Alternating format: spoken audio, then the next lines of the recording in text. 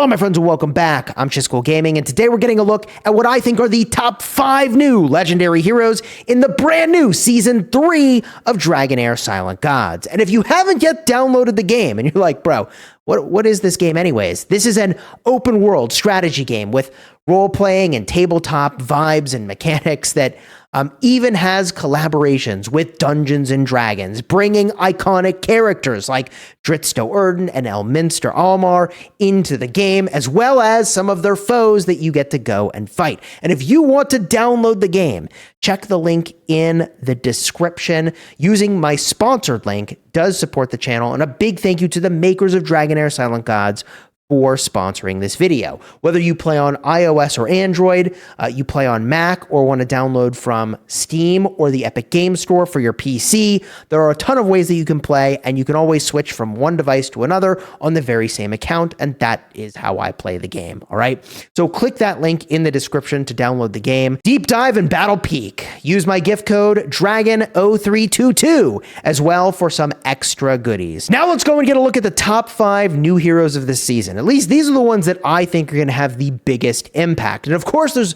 testing that needs to be done. I have had a chance to play around with them very briefly in a test server, which is pretty freaking hype. And that footage is going to be running in the background here. Okay. Now there are 31 new heroes in this season, 3 new exclusive heroes for the 3 new damage types, 1 for each. That's Corrosion, Shadow, and Aura. Actually, technically, I believe it is 3 new heroes of each of those damage types, all right? And there is 1 exclusive hero for each damage type. You know what I meant. There are quite a lot of powerful heroes, by the way, coming into Season 3. And there are, I think, a lot of things to be excited about with the way these new mechanics work. So let's dive right into it. The first thing we got to get a look at is the new Aura damage type.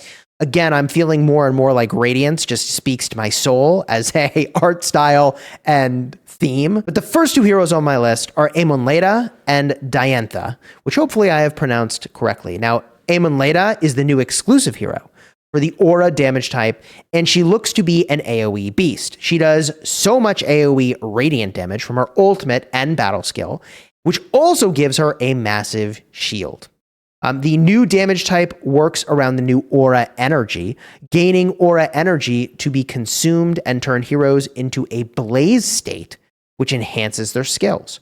Her passive gives her not only guaranteed critical hits for her attacks, but also invincibility if her hit points are below 30% when she does those crits. But that does have a 60-second cooldown. Now, to top it off, she gives a 45% crit damage buff in Fey Meander and Pillar of Trials, which is pretty freaking massive.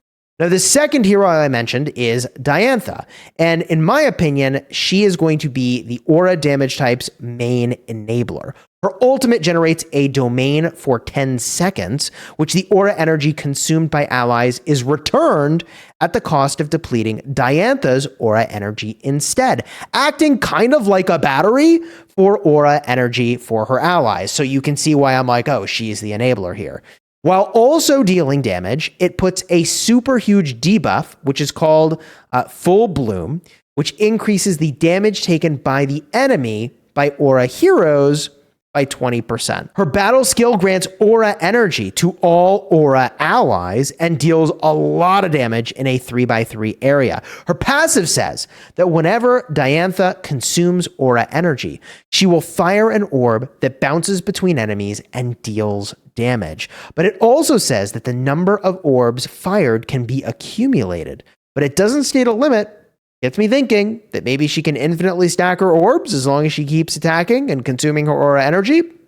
Could be super busted as a DPS enabler if that is true. All right, now we're going to move on to a new damage type.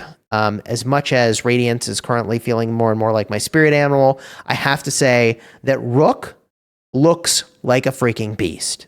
Rook looks awesome. I'm sorry, but I'm so hyped for this hero. Also, Sacridia, and like, I hope I'm pronouncing this correctly.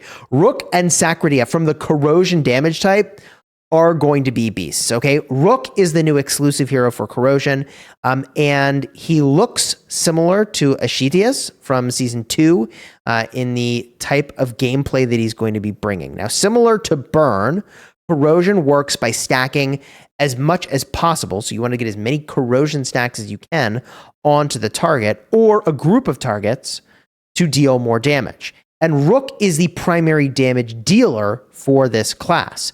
His ultimate skill casts 3 times, dealing poison damage in a diamond-shaped AoE, which also deals additional damage based on every 10,000 corrosion stacks on the target, and this ignores enemy shields entirely. That is like a theme of corrosion, is just, it seems, just ignoring shields, all right? His battle skill is similar, but instead summons a giant rat to strike in a single vertical line AoE, which is the first of its kind in Dragonheir, and also deals more damage based on the corrosion stacks on the target, while once again ignoring shields. Now, his passive is really huge, stating that Rook deals 30% more damage to enemies above 50% in hit points. I'm very curious to see how this works against certain bosses that don't have a fixed amount of hit points, like the highest damage type of bosses in the Otherworld or Vortex. Regardless, this is still a great skill to wither down groups of enemies, all right? Now, Sacradia, or Sacradia, just like Diantha, is the primary enabler for their damage type. Her ultimate deals poison damage to enemies in a diamond-shaped AoE and increases the corrosion inflicted on those enemies by 25%. She then deals extra damage equal to 60% of the increased corrosion applied to them afterwards. Pairing her with corrosion appliers is obviously super important to be able to have that secondary damage option, as well as more corrosion stacks being applied, which benefits the main DPS like Rook. Now, her battle skill deals poison damage to enemies around her main target and converts 50% of the damage she deals into corrosion, which again encourages you to make her deal as much damage as possible while also enabling other heroes. Now, lastly, her passive inflicts corrosion to every enemy on the board at certain periods of time while you're in battle, which is a massive skill, again, to enable corrosion. It scales with 10% attack, which leads me to believe that you actually want to stack as much attack as possible rather than leaning toward crit if she is your main corrosion applier. An artifact like the Dawn Pipe could be really huge here. Now, the final hero on this list of the top 5 for the new season is the exclusive for Shadow, and that's Ozul. And his ult transforms him into a demon. It was very, very, very satisfying to playtest with Ozul. He turns into a demon. And also there's another hero, which I'm not going to be mentioning in this video in depth, but she possesses one of your other heroes that's on the board. And turning Ozul into a demon and then possessing him for even more damage was just absolutely devastating. And I will put some of that footage up on the screen. All right. Now, in his demon form, he gains 50% attack speed as well as 20% damage reduction, both of which are undispellable. And by the way, when he switches forms, he will, I started with him in the back, and boom, he transforms and is right on top of the enemies in the front row, which is pretty cool, okay? His basic attack turns into AoE splash damage to enemies that are around his target. He deals a big nuke in a diamond-shaped AoE with necrotic damage, as well as when he transforms. He consumes 10 shadow energy every 1 second in demon form, and then exits when his shadow energy is depleted. His battle skill fires an orb at his target that deals damage in a 3x3 area around them, and when he's in demon form, it deals damage in a 5x5 area instead, giving him 20 shadow energy. His passive reads that while dealing damage grants shadow energy, and when he has 100 shadow energy, he will cast his ultimate, and every 50 shadow energy he obtains, he stacks 10% crit damage and defense penetration of 5% every stack up to 5 stacks, which he will gain permanently, which is a big deal. So each of these heroes, by the way, I have shown on the screen. I will certainly not pretend that I have had the opportunity to test in full, figure out the perfect composition, and optimize them. But man, they are fun to play with, and the new mechanics are really sick. I am definitely looking forward to getting some of these on my main account rather than just, being able to play with them in the test server. But a big thank you to the makers of Dragonheir Silent Gods for sponsoring today's video, giving your boy Cheesegull over here the opportunity to use these heroes in a test server and showcase a little bit of how they work, some of their strengths and weaknesses.